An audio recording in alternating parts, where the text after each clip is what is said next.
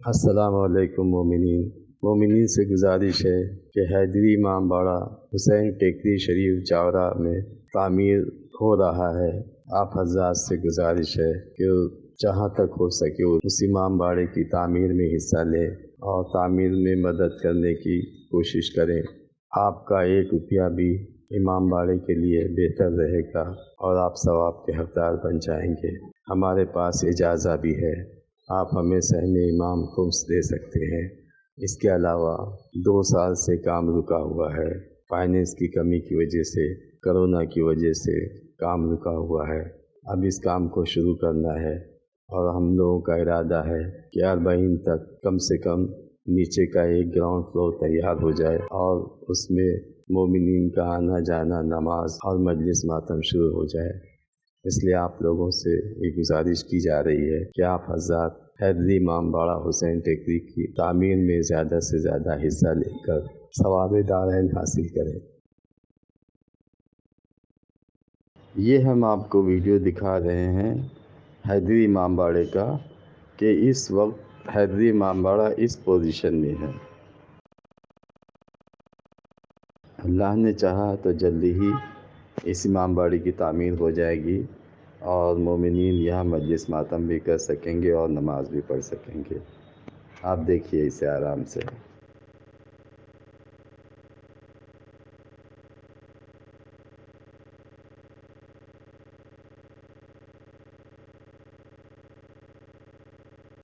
مومنین، ہمارا گوگل پے نمبر ہے 9220541108۔ آپ اس نمبر پہ ہمیں اپنی مدد بھیج سکتے ہیں اور آپ کی مدد کے لیے آپ کا بہت بہت شکریہ۔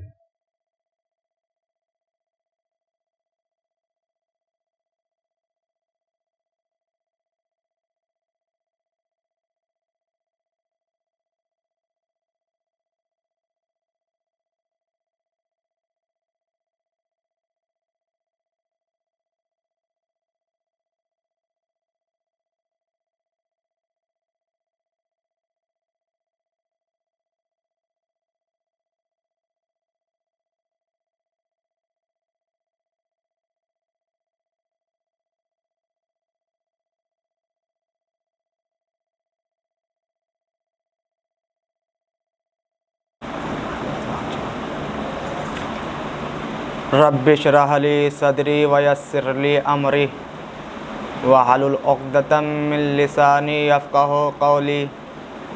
بسم اللہ الرحمن الرحیم۔ الحمد للہ الذی ہدانا لہذا وما کنا لنہتدی لولا ان ہدانا اللہ لقد جاءت رسل ربنا بالحق۔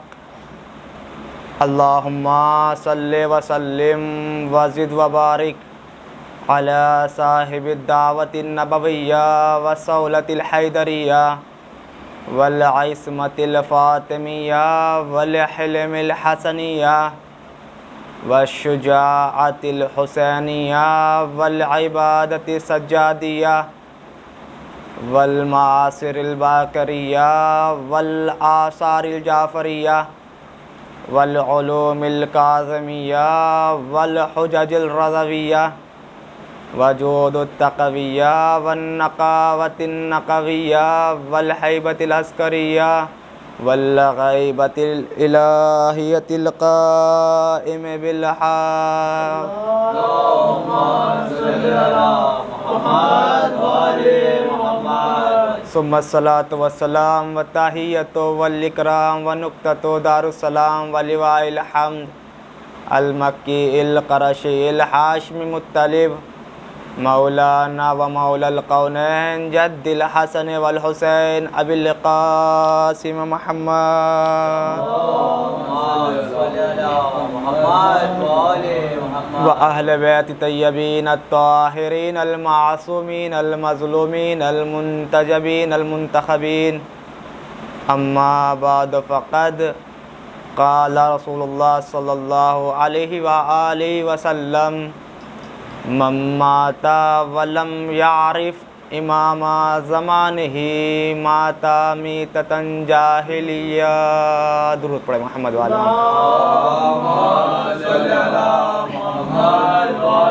محمد۔ عزیزان محترم، معزز سامعین کرام، قبل اس کے کہ اپنی گفتگو کا آغاز کیا جائے، گزشتہ روز کی طرح جیسا کہ بیان کیا جا رہا ہے شرعی زندگی کے حوالے سے بیان ہوا تھا کہ وہ انسان کہ جو مکلف ہے تو اس کے اوپر کون کون سی تکلیفیں عائد ہوتی ہے۔ آج بیان یہ کرنا ہے طہارت کے حوالے سے۔ وہ انسان کے جو نماز کے لیے چلتا ہے اس کے لیے ضروری یہ ہے کہ وہ سب سے پہلے 3 طہارات میں سے ایک طہارت کو انجام دے، یا تو وہ وضو کرے یا غسل کرے یا تیمم کو انجام دے۔ یعنی ایک انسان ہے کہ جس کو نماز پڑھنا ہے تو اس کے لیے ضروری ہے یا تو وہ وضو سے ہو یا غسل کیا ہو یا تیمم کو انجام دے۔ تیمم کا مسئلہ اس وقت آتا ہے کہ جب انسان مکلف یا مصلی وضو نہ کر سکتا ہو، یعنی وضو کے لیے پانی اس کے لیے مضر ہو، نقصان دے سکتا ہو، تب تیمم کا مسئلہ آتا ہے۔ اور وہ دوسرے مقام کے جہاں پر طہارت ضروری ہوتی ہے، جیسے قرآنی آیات کو مس کرنے کے لیے، ٹچ کرنے کے لیے، یا پھر ائمہ اطہار کے نام کو مس کرنے کے لیے طہارت کی شرط ہے۔ یہ مسئلہ بہت ضروری ہے ان ایام میں، کیونکہ جب ہم زیارت کے لیے نکلتے ہیں اور ہم علم مبارک کی زیارت کرتے ہیں تو وہاں پر ائمہ اطہار پنجتن کے نام لکھے ہوتے ہیں، تو ہمیں اس چیز کی طرف متوجہ رہنا چاہیے کہ ہمیں جب زیارت کرنا رہے تو ہم طہارت کے ساتھ ہو، یا تو وضو کیے ہو یا غسل کیے ہو۔ اگر وضو نہ کر سکتا ہو تو اس کے بدلے تیمم ضروری ہے۔ دوسرا مسئلہ یہ ہے کہ جو انسان وضو کر رہا ہے، وضو کے لیے، وضو کے پانی کے لیے 4 شرطیں ضروری ہیں۔ پہلی شرط یہ ہے کہ وضو کا پانی پاک ہو، نجس نہیں ہونا چاہیے۔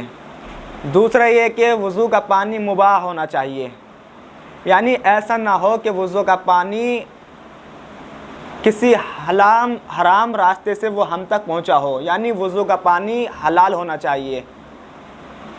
تیسری شرط یہ ہے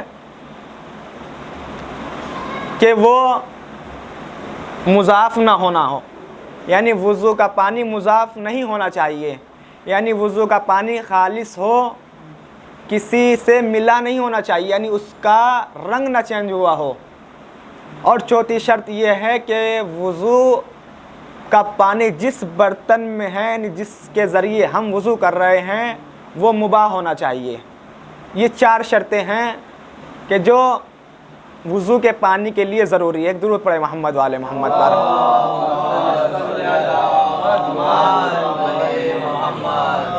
عزیزان گرامی، برادران ایمانی، موالیان حیدر کرار، ماتمداران سرکار سید الشہداء، حضور مرسل اعظم، نور مجسم، لولاک لما خلقت الافلاک کا مصداق، وہ رسول کہ جسے کبھی طٰہٰ، کبھی یاسین، کبھی مزمل و مدثر کہا گیا، وہ رسول کہ جس کی منزل کعبہ و قوسین، وہ رسول کہ جس کا مقام عرش معلیٰ، اس نبی نے ارشاد فرمایا من ماتا ولم یعرف امام زمان ہی ماتا میتۃ جاہلیہ۔ جو انسان، جو شخص اپنے زمانے کی معرفت کیے بغیر دنیا سے چلا جائے وہ جاہلیت کی موت مرتا ہے۔ تو ہمارے لیے ضروری ہے ایک درود پڑھے محمد والے محمد پر۔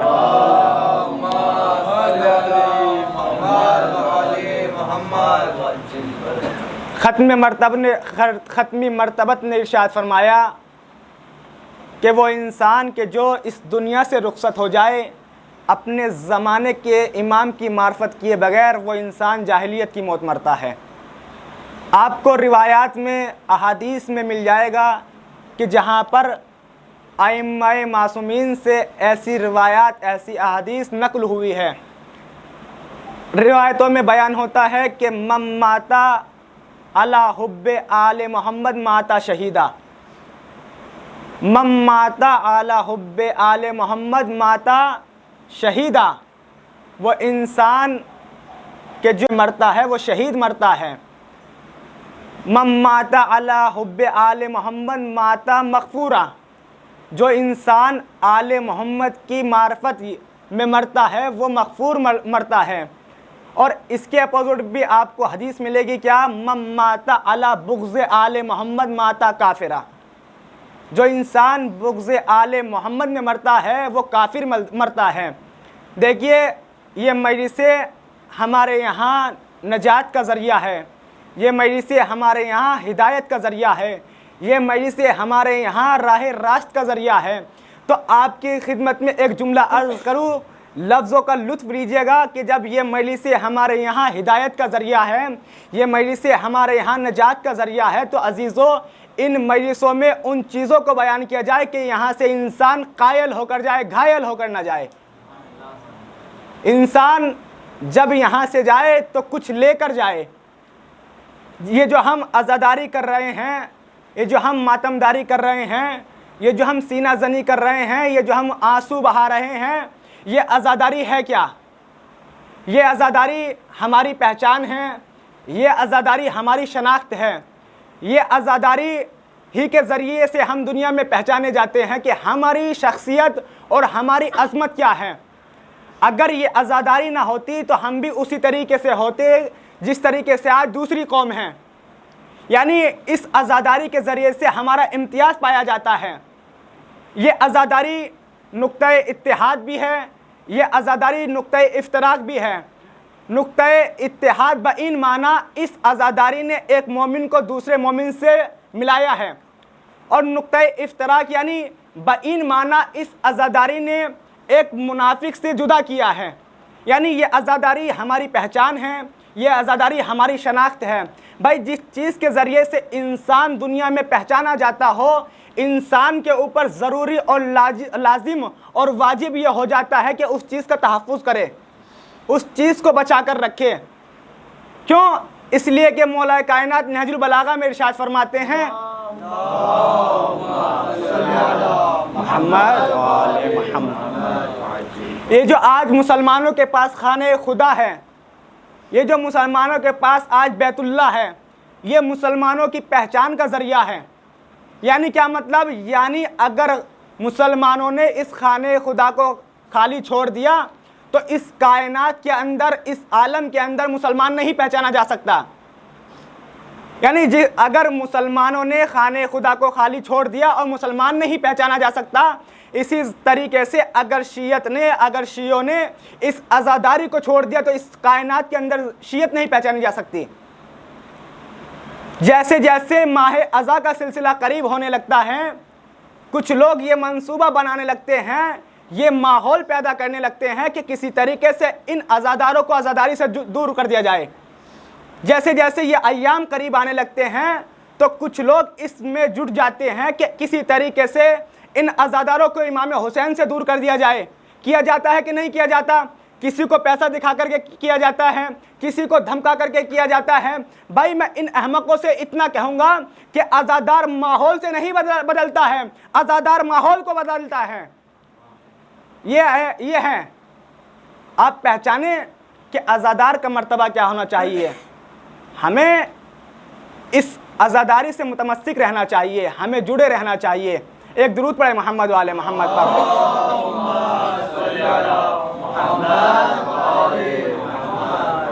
میں آپ سے ایک سوال کرنا چاہتا ہوں کہ جیسی کائنات کے اندر ہمیں جگہ ملی ہے، ویسی کائنات کے اندر کسی کو نہیں ملی ہے۔ यहाँ से यानी वालिदैन की अज़मत बयान करने के लिए, काबे का एहतराम बयान करने के लिए, कुरान का एहतराम बयान करने के लिए, पड़ोसी के हुकूक बयान करने के लिए, दोस्ती के अहकाम बयान करने के लिए जितनी अच्छी जगह हमें मिली है कायनात में किसी को नहीं मिली। यहाँ से वालिदैन की अज़मत बयान की जाए, यहाँ से पड़ोसी का हुकूक बयान किया जाए, यहाँ से कुरान का एहतराम बयान किया जाए, यहाँ से काबे का एहतराम बयान किया जाए। क्यों? देखिए, आप मुझे ये बताइए कि भाई मीडिया का काम क्या होता है? मीडिया का काम होता है पैगाम देना, खबर देना, यानी सुबह से लेकर शाम तक जो हुआ मीडिया ने आकर हमको बताया कि दुनिया में क्या हो रहा है। आप मुझे ये बताइए कि 300 बरस पहले इस मीडिया का तसव्वुर था? नहीं था। 500 बरस पहले दुनिया इस मीडिया के नाम से वाकिफ़ थी? नहीं थी। भाई जिस वक्त दुनिया मीडिया के नाम से वाकिफियत नहीं रखती थी, तसव्वुर भी नहीं था, उस वक्त शहजादी ज़ैनब ने करबला के बाद हमारे हवाले एक मीडिया किया था जिसे यही मजलिस हुसैन कहते हैं। यहाँ से अपनी आवाज़ बुलंद करे, यहाँ से वालिदैन की अज़मत को बयान की जाए, यहाँ से पड़ोसी का हुकूक बयान किया जाए कि पड़ोसी का हुकूक क्या होता है, वालिदैन की अज़मत क्या होती है, कुरान का एहतराम क्या होता है, यहाँ से बयान किया जाए। देखें, जब ये मजलिस हुसैन में हम चाहे जितना खर्च कर ले, हमें कोई प्रॉब्लम नहीं होती, हमें कोई परेशानी नहीं होती, लेकिन खर्च हम करते हैं, परेशानी दूसरों को होती है कि भाई इन्होंने इतना खर्च किया, अगर ये खर्च ना करते और अगर किसी की मदद कर देते तो इससे बेहतर था। भाई अगर किसी की मदद करना है तो अपने घर के खर्च को छोड़ करके अपने घर के खर्च से बचाइए और किसी की मदद करें। ये इमाम हुसैन के ही मामले में क्यों ऐसा होता है? हमें करना है तो अपने घर के खर्च को कम करें और आए इमाम हुसैन के मामले में दखल अंदाजी ना करें। एक दुरूद पढ़े मोहम्मद वाले मोहम्मद पर।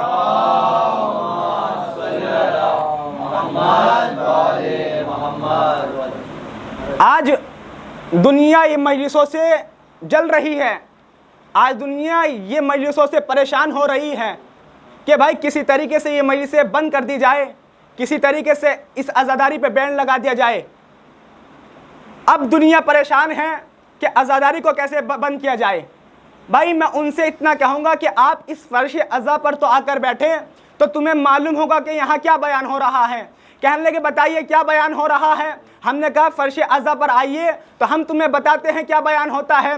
तौहीद का जिक्र मजलिस में, नबूवत का जिक्र मजलिस में, विलायत का जिक्र मजलिस में, इमामत का जिक्र मजलिस में, आदम का जिक्र मजलिस में, नूह का जिक्र मजलिस में, ईसा का जिक्र मजलिस में, इब्राहिम का जिक्र मजलिस में, इस्माइल का जिक्र मजलिस में, याकूब का जिक्र मजलिस में, या यूनुस का जिक्र मजलिस में, 1,01,24,000 अंबिया का जिक्र मजलिस में, नमाज का जिक्र मजलिस में, तौहीद का जिक्र मजलिस में, रुकू का जिक्र मजलिस में, क़याम का जिक्र मजलिस में, भाई जन्नत का जिक्र मजलिस में, कौसर का जिक्र मजलिस में। भाई अब अगर कोई इन मजलिस हुसैन से दुश्मनी करता हुआ नजर आ जाए तो सिर्फ ये ना कहना कि मजलिस हुसैन का दुश्मन ये है, बल्कि कहो तौहीद का दुश्मन ये है, नमाज का दुश्मन ये है, रोज़े का दुश्मन ये है, आदम का दुश्मन ये है, अंबिया का दुश्मन ये है, जन्नत का दुश्मन ये है।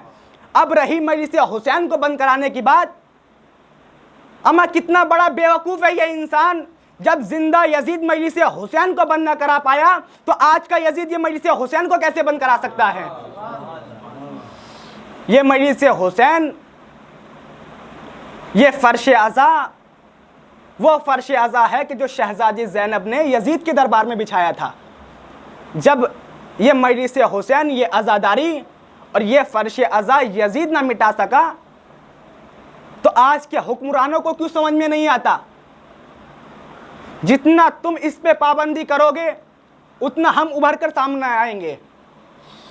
हो रहा है कि नहीं हो रहा है आज दुनिया में। आप देखिए, जिसकी ज़बान पर देखिए, कोई भी पहले अगर कोई मजलिस कर रहा है इसाले सवाब की या किसी भी उन्वान से या कोई शहादत के मौके पर, इतनी आवाज़ें बुलंद नहीं होती जितनी यही माह अज़ा में बुलंद होती है। ये इंसान یہ عزاداری کا دشمن یہ چاہتا ہے کہ کسی طریقے سے ان عزاداروں کو دور کر دیا جائے، کسی طریقے سے انہیں ذکر کربلا نہ سننے دیا جائے۔ آج 15 اگست تھی تو مہاتما گاندھی نے بھی تو یہی کہا تھا کہ میں نے یہ جو انقلاب برپا کیا ہے کس وجہ سے برپا کیا ہے، یہی درس کربلا سن کر، درس کربلا پڑھ کر انہوں نے یہ آزاد کرایا تھا۔ ورنہ انسان کی فکر اس مقام پر نہیں پہنچ سکتی اگر ہم درس کربلا کا مطالعہ نہ کریں۔ اب آئیے کہنے لگے کہ بھائی ہم کچھ باتیں آپ کو چڑھانے کے لیے اور پریشان کرنے کے لیے کرتے ہیں۔ ہم نے کہا بھائی کیا مطلب کہ ہمیں کیسے پریشان کرتے ہیں، ہمیں کیسے آپ جلاتے ہیں؟ کہنے لگے بھائی ہم جو یہ کہتے ہیں کہ مولا کائنات کے والد محترم ایمان نہیں لے کر آئے۔ ہم نے کہا کہ بھائی دیکھو یہ کوئی نئی بات نہیں ہے، یہ تو ماضی کی بات ہے، گزشتہ زمانے کی بات ہے کہ جب مولا کائنات سے کسی نے کہا تھا کہ آپ کے والد محترم ایمان نہیں لے کر آئے تو مولا کائنات نے توجہ نہیں دی تھی۔ جب وہ اصرار کرنے لگا کہنے والا تو مولا کائنات نے کہا تھا اچھا یہ بتا تو یہ کیا ہے؟ اس نے کہا یہ مسجد نبوی ہے۔ کہا یہ کیا ہے؟ کہا یہ منبر رسول ہے۔ تو اچھا یہ بتاؤ کہ نبی نے میری شان میں کہا ہے کہ نہیں کہا ہے؟ یا علی انت قسم النار والجنہ، اے علی تم جنت و جہنم کے تقسیم کرنے والے ہو، یہ بتاؤ کہ تم نبی پر یقین رکھتے ہو کہ نہیں رکھتے ہو؟ تو وہ شخص کہتا ہے ہاں میں نبی اکرم پر اپنا عقیدہ محکم رکھتا ہوں۔ تو یہ بتاؤ کہ جب نبی پر اپنا عقیدہ محکم رکھتے ہو تو نبی کی باتوں کو مانتے ہو کہ نہیں مانتے ہو؟ کہا ہاں مانتا ہوں۔ تو یہ بتاؤ نبی نے میرے لیے یہ فرمایا ہے کہ نہیں فرمایا؟ یا علی انت قسم النار والجنہ، اے علی تم جنت و جہنم کے تقسیم کرنے والے ہو۔ کہنے لگا ہاں مولا۔ بھائی مولا کا جملہ ہے، توجہ سے سنیے گا کہ بھائی جیسے اس نے یہ کہا کہ آپ کے والد محترم ایمان نہیں لے کر آئے تو مولا نے کہا یہ بتاؤ کہ نبی نے میری شان میں فرمایا ہے کہ نہیں فرمایا؟ یا علی انت قسم النار والجنہ۔ جیسے اس شخص نے یہ کہا کہ آپ کے والد محترم تو جنت میں نہیں جائیں گے کیونکہ وہ ایمان نہیں لے کر آئے، تو مولا نے کہا یہ بتا اگر تجھے یہ علی جنت و جہنم کا تقسیم کرنے والا بنا دے تو اپنے باپ کو کہاں بھیجے گا؟ کہا تھا نہیں کہا تھا؟ ایک درود پڑھیں محمد والے محمد پر۔ آج ہم حسین کے چاہنے والوں کو سلام کرتے ہیں، نہ کل کے چاہنے والے کا جواب تھا نہ آج کے چاہنے والے کا جواب ہے۔ حسین کے چاہنے والے ایسے ہیں۔ آج کے چاہنے والے کون؟ آیت اللہ حسن نصر اللہ، حزب اللہ کے چیف۔ ہر سپاہی نماز شب کا پابند ہے۔ دنیا والوں نے جب آیت اللہ حسن نصر اللہ سے پوچھا یہ بتائیے کہ بھائی ادھر کا لشکر آپ کا دشمن ہے، ادھر کا لشکر آپ کا دشمن ہے، پیچھے کا لشکر آپ کا دشمن ہے، سامنے کا لشکر آپ کا دشمن ہے اور چاروں طرف کا لشکر آپ کا دشمن ہے، کیا آپ کو ڈر نہیں لگتا؟ ایک مرتبہ آیت اللہ حسن نصر اللہ نے اس کی آنکھوں میں آنکھیں ڈال کر کہا کہ کیا کہتے ہو کہ تمہیں ڈر نہیں لگتا؟ آیت اللہ حسن نصر اللہ کہتے ہیں ہاں ہمیں ڈر نہیں لگتا۔ کیوں؟ اس لیے کہ اگر ہم لشکر کے ماننے والے ہوتے تو دشمن سے ڈر جاتے۔ ہم لشکر کے ماننے والے نہیں ہیں، ہم 72 کے ماننے والے ہیں۔ اگر ہم آج تعداد کو دیکھ کر چلتے تو ہم کب کا ڈر چکے ہوتے؟ جب کربلا کے میدان میں 72 لاکھوں سے نہ ڈرے تو ہم کسی سے کیوں خوف کھا سکتے ہیں؟ ایک درود پڑھیں محمد والے محمد پر۔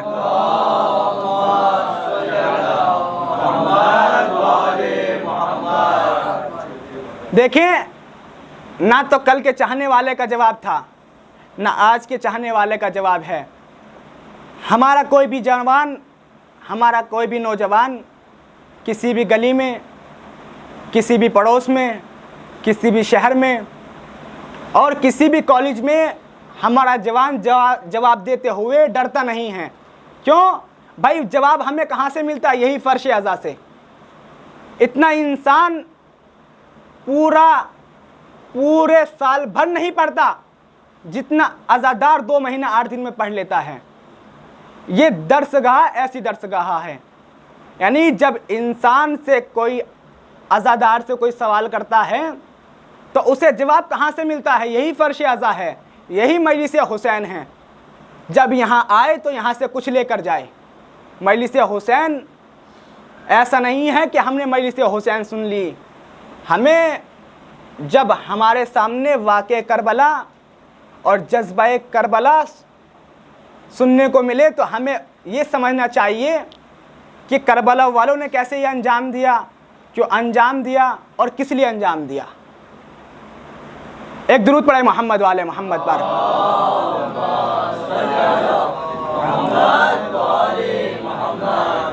کل کے چاہنے والے کون؟ کل کے چاہنے والے حسین کا بھی کوئی جواب نہیں تھا۔ دلیل کیا ہے؟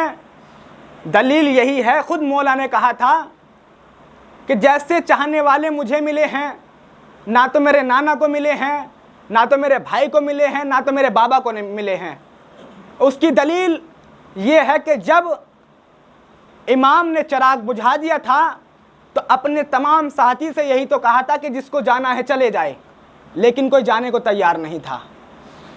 ایسے ہوتے ہیں اصحاب باوفا، ایسے ہوتے ہیں ساتھی۔ آپ ابھی تک اصحاب و انصار کے سلسلے میں سنتے ہوئے آئے ہیں کہ اصحاب و انصار کیسے تھے، ان کا جذبہ کیسا تھا، ان کا معیار کیسا تھا، ان کا مرتبہ کیسا تھا۔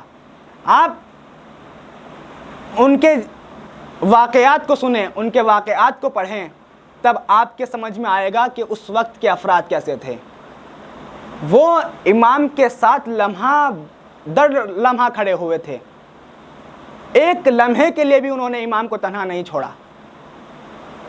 دیکھیں، اگر اس کائنات کے اندر خدا کی جانب سے کوئی معین شدہ امام نہ ہو تو یہ کائنات آگے نہیں بڑھ سکتی۔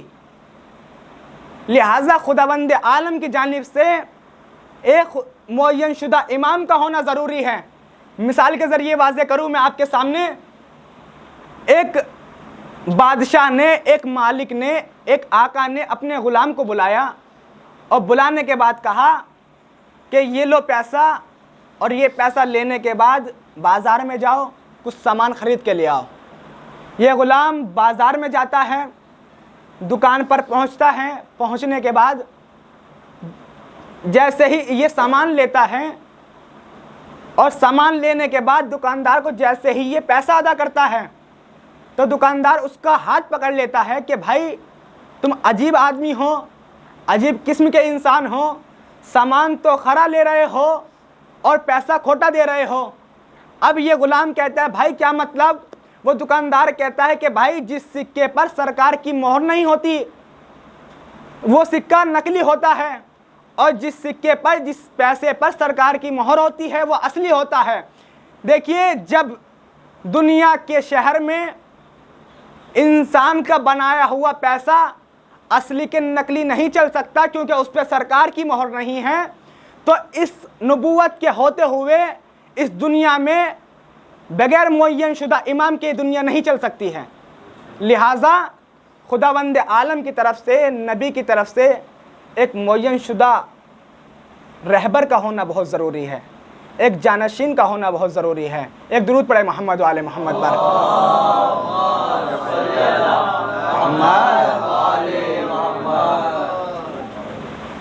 امام پنجم اور امام ششم ارشاد فرماتے ہیں کہ 4 امتیاز خدا نے ہمارے جد کو ایسے بخشے ہیں، ایسے عطا کیے ہیں کہ جو آج تک کائنات میں کسی کو نہیں دیے۔ 4 امتیاز سنیے اور پھر یہیں سے ربط مصائب۔ 5ویں اور 6ٹھے امام ارشاد فرماتے ہیں کہ اللہ نے ہمارے جد کو 4 امتیاز ایسے دیے ہیں کہ جو کائنات میں کسی کو نہیں دیے۔ کیا ہے؟ پہلا امتیاز یہ ہے جعل اللہ امامتن فی ذریتہ، اللہ نے امامت کو، اللہ نے تیسرے امام کو 9 بیٹے عطا کیے ہیں۔ اب دوسرے کیا فرماتے ہیں کہ اللہ نے इमाम हुसैन की तुरबत में शिफा रखी है।